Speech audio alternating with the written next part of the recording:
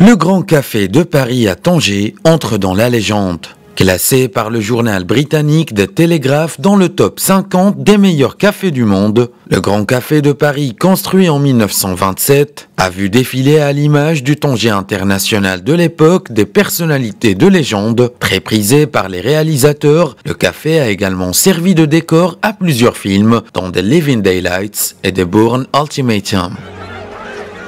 Le Café de Paris doit être classé dans le patrimoine mondial de l'UNESCO. Ce café a connu le passage de figures emblématiques légendaires. C'est également l'espace d'embrassage culturel, social et politique.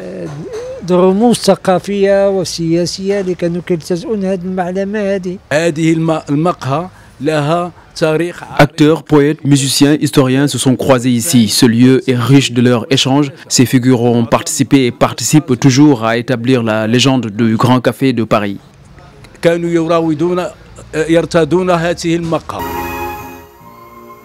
L'académicien Rachid Tchafersiti, spécialiste en l'histoire de la ville de Tanger, relate pour sa part les différents faits marquants qu'a connus la ville, des épisodes d'exception qui ont participé à ériger la ville du Détroit en un centre culturel, touristique et surtout en un carrefour international. Je croise devant le Café de Paris. Il se dirige vers son hôtel. Nous échangeons quelques mots sur les journaux qu'il a achetés.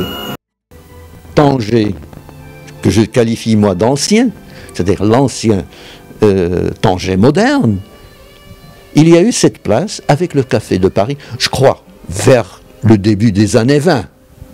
Il a commencé à être en activité et s'y retrouvaient non seulement des Tangérois, de toutes les nationalités, de toutes les confessions, mais également de grands écrivains de renommée mondiale.